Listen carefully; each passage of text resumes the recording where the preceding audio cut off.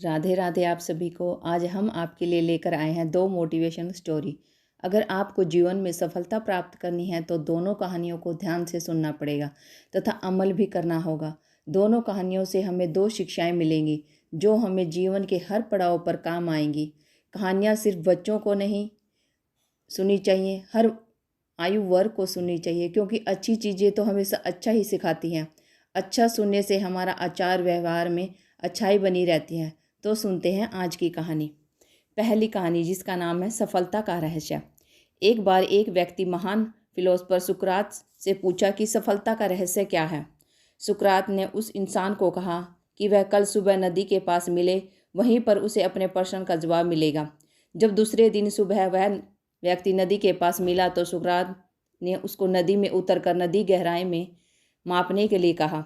वह व्यक्ति नदी में उतरकर आगे की तरफ जाने लगा। जैसे ही पानी उस व्यक्ति के नाक तक पहुंचा, पीछे से सुकरात ने आकर अचानक से उसका मुंह पानी में डुबो दिया। वह व्यक्ति बाहर निकलने के लिए छटपटाने लगा, कोशिश करने लगा, लेकिन सुकरात थोड़े ज़्यादा स्ट्रांग थे। सुकरात ने उसे काफ़ी देर तक पानी में डुबोए रखा। कुछ समय बाद सुकरात ने उसे छोड़ दिया और उस व्यक्ति ने जल्दी से अपना मुंह पानी से बाहर निकालकर जल्दी जल्दी सांसें ली। सुकरात ने उस व्यक्ति से पूछा, जब तुम पानी में थे तो तुम क्या चाहते थे? व्यक्ति ने कहा, जल्दी से बाहर निकलकर सांस लेना चाहता था। सुकरात ने कहा, यही तुम्हारा प्रश्न का उत्तर है। जब तुम सफलता को उतनी ही तीव्र इच्छा से चाहोगे जितनी तीव्र इच्छा से तुम सांस लेना चाहते थे, तो तुम सफलता निश्चय रूप से प्राप्त कर लोगे।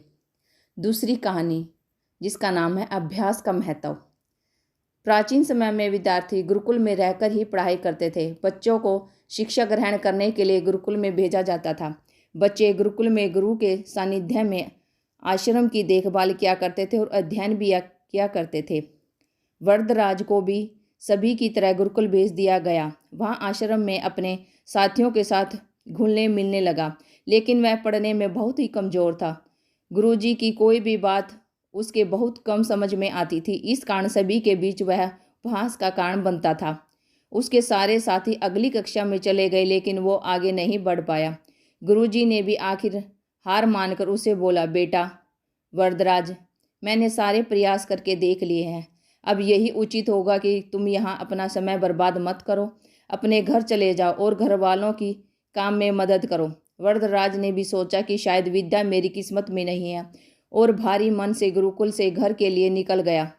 दोपहर का समय था। रास्ते में उसे प्यास लगी। इधर उधर देखने पर उसने पाया कि थोड़ी दूरी पर कुछ महिलाएं कुएं से पानी भर रही थी। वह कुएं के पास गया। वहाँ पत्थरों पर रस्सी के आने जाने के निशान बने हुए थे। तो उसने महिलाओं से पूछा, यह निशान आपने कैसे बनाए? तो एक महिला ने जवाब दिया, बेटे यह निशान हमने नहीं बनाए, यह तो पानी खींचते समय इस कोमल रस्सी के बाहर आने जाने से ठोस पत्थर पर भी ऐसे निशान बन गए हैं।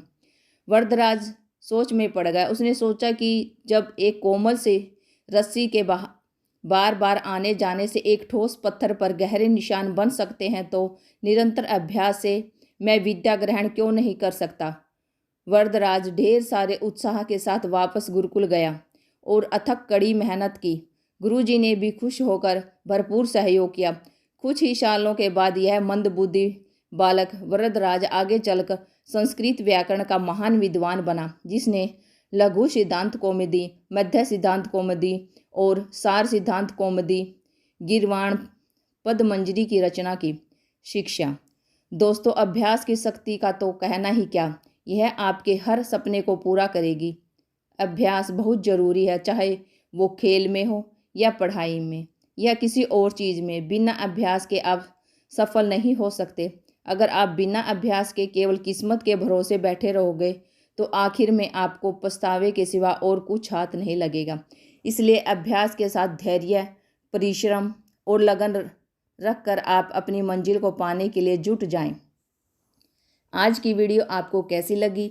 अगर अच्छी लगी है तो वीडियो को लाइक, शेयर एंड चैनल को सब्सक्राइब जरूर कर लें।